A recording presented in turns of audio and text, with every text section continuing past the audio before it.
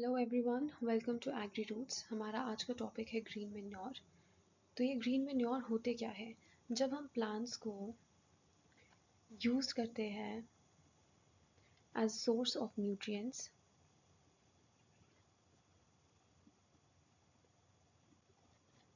उसे हम green manure कहते हैं। जनरली जो क्रॉप्स होते हैं उन्हें हार्वेस्ट करने के बजाय उनको हम हैरविंग करके, फ्लोइंग करके, कल्टीवेटर को यूज़ करके सॉइल में इनकॉर्पोरेट करते हैं, ताकि जब उनकी डिकम्पोजिशन हो तो जो सॉइल में न्यूट्रिएंट की अवेलेबिलिटी है वो इंक्रीज़ हो सके, एंड इन टर्न जो सॉइल का टेक्सचर है, स्ट्रक्चर है, वो इम्प्रूव हो सके। क्योंकि जो ये ग्रीन मैन्योर है उसमें हम सॉइल में इनकॉर्पोरेशन करते हैं जब प्लांट अपनी ग्रीन स्टेज में होता है, इसलिए इसका नाम ग्रीन मैन्योर रखा गया है। जब हम इन ग्रीन मैन्योर्स की बात करते हैं, इसमें जनरली हम लेग्यूमिनस क्रॉप्स को यूज़ करते हैं as they have the capacity of nitrogen fixation। जब हम इन ग्रीन मैन्योर्स को यूज़ करते हैं तो जो एटमॉस्फेरिक नाइट्रोजन होता है which is fixed by the plants, उनकी decomposition पे it is added to the soil, and in turn जो soil का नाइट्रोजन कंटेंट है वो ऑटोमेटिकली इंक्रीज हो जाता है। इसके अलावा क्योंकि प्लांट के लीव्स, स्टेम, रूट्स सॉइल में ऐड हो रहे हैं तो ऑटोमेटिकली ऑर्गेनिक मैटर कंटेंट भी इंक्रीज हो जाता है। क्योंकि लेग्यूम्स डीप रूटेड क्रॉप्स होते हैं, जो nutrients deeper layer of soil में प्रेजेंट होते हैं वो इजीली अपर लेयर में आ जाते हैं, जिसकी वजह से जो उनका अपटेक होता है प्लांट में वो भी इंक्रीज हो जाता है। इसके अलावा during decomposition certain organic acids are released जो सॉइल रिक्लेमेशन में इम्पॉर्टेंट रोल प्ले करते हैं, क्योंकि वो एल्कलिनिटी या फिर सॉइल की जो सैलिनिटी होती है उसको रिड्यूस करते हैं। Next we are going to talk about the types of green manure. जो ये ग्रीन मैन्योर्स होते हैं ये दो टाइप के होते हैं। First we have the in situ green manure and the other we have the ex situ green manure। जो ये in situ green manure होता है उसमें crop is allowed to decompose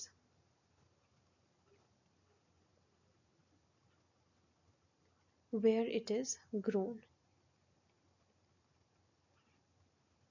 मतलब हम एक क्रॉप को पहले ग्रो होने देते हैं, फिर उसके बाद उस पूरे के पूरे क्रॉप को हम एक ग्रीन मैन्योर की तरह यूज़ करेंगे, उसको डिकम्पोज होने देंगे। जबकि जो एक्स सीटू ग्रीन मैन्योर्स होते हैं उसमें क्या होता है कि जो लीव्स होते हैं या फिर जो ट्विग्स हमारे पास होते हैं they all are collected from elsewhere and brought to the main field। तो जो इन सीटू हमारे पास होते हैं उसमें पूरा का पूरा क्रॉप जो होता है उसको यूटिलाइज करते हैं हम एज अ ग्रीन मैन्योर, जबकि जो एक्स सीटू होता है उसमें जो लीव्स, ट्विग्स वगैरह हम बाकी जगहों से कलेक्ट करके लेके आते हैं उसको हम यूज़ करते हैं एज अ ग्रीन मैन्योर। अगर हम इन सीटू ग्रीन मैन्योर्स की बात करते हैं तो उसमें बहुत एग्जाम्पल्स है। जैसे सबसे इंपॉर्टेंट हमारे पास है क्रोटोलेरिया, CROTOLARIA।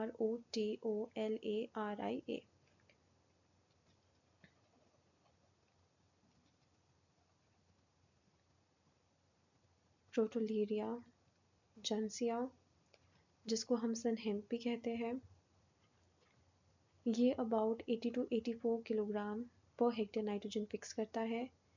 Then we have the Sesbania rostrata, जिसको हम ढेंचा कहते हैं, ये about 77 kilogram nitrogen per hectare fix करता है। जो ये सेस्बानिया रोस्ट्राटा होता है, इसका एक कैरेक्टरिस्टिक फीचर होता है कि स्टेम नॉड्यूलेशन भी कर सकता है, रूट नॉड्यूलेशन भी कर सकता है। जो रूट नॉड्यूलेशन है वो राइजोबियम करता है, मतलब राइजोबियम के साथ होता है, और स्टेम नॉड्यूलेशन जो होता है वो एरो राइजोबियम के साथ होता है। उसके अलावा वी हैव क्लस्टर बीन जो 62 kilogram per hectare nitrogen fix करता है। Then we have the green gram and we have the black gram. ये 38 kilogram nitrogen per hectare fix करते हैं। अगर हम ग्रीन ग्राम की बात करते हैं तो ग्रीन ग्राम का जो सीड रेट होता है वो 20 to 25 किलोग्राम पर हेक्टेयर होता है for the purpose of green manure. इसके अलावा अगर हम XC2 ग्रीन मेन्योर के बारे में बात करते हैं तो इस कैटेगरी में वी हैव सुबरबूल, जिसको हम यूसीना ल्यूकोफाइला कहते हैं। We have Gliricidia, we have Delonix regia, जिसको हम गुलमोहर भी कहते हैं। We have Peltophorum, Calotropis and Cassia. अगर हम ऑन एन एवरेज बात करते हैं तो जनरली जो ग्रीन मेन्योर्स होते हैं ये about 50 to 175 kilogram nitrogen per hectare fix करते हैं। अगर हम 10 टन ग्रीन मेन्योर की बात करें तो वो अबाउट 35 किलोग्राम नाइट्रोजन जो है उतना फिक्स करते हैं। इसके अलावा जनरली जो ये ग्रीन मेन्योर्स होते हैं इसमें से सस्बानिया बहुत ज़्यादा इम्पॉर्टेंट है, क्योंकि इसे हम सलाइन कंडीशंस में, वाटर लॉक्ड कंडीशंस में, सबमर्ज्ड कंडीशंस में as a source of green manure use करते हैं। इसके अलावा जनरली जो ये ग्रीन मेन्योर्स होते हैं उनको कब सॉइल में इनकॉर्पोरेट करना चाहिए, ये भी बहुत इंपॉर्टेंट एस्पेक्ट है।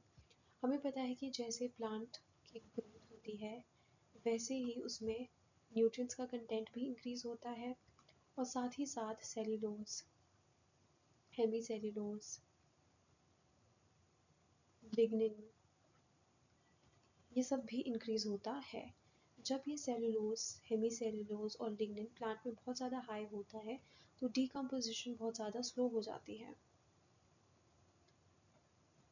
और हमें पता है कि जो न्यूट्रिएंट्स की अवेलेबिलिटी होती है वो तभी हो पाएगी जब जो प्लांट की रेजिड्यूज है उसकी डीकम्पोजिशन हो पाएगी। तो इसलिए हम एक ऐसे स्टेज पे क्रॉप को जनरली ग्रीन मेन्योर की तरह यूज़ करेंगे जब उसमें न्यूट्रिएंट्स का कंटेंट जो है वो भी हाई हो, बट जो सेलुलोज का कंटेंट है, जो लिग्निन का कंटेंट है वो कम हो। तो जो ये कंडीशंस होती है ये जनरली प्री फ्लावरिंग पीरियड होता है उसमें जनरली मिलती है। हम बोल सकते हैं about 40 to 45 days after sowing. तो ये आइडियल कंडीशंस होती है जब हम ग्रीन मेन्योर्स जो है उसके लिए क्रॉप को सॉइल में इनकॉर्पोरेट करेंगे।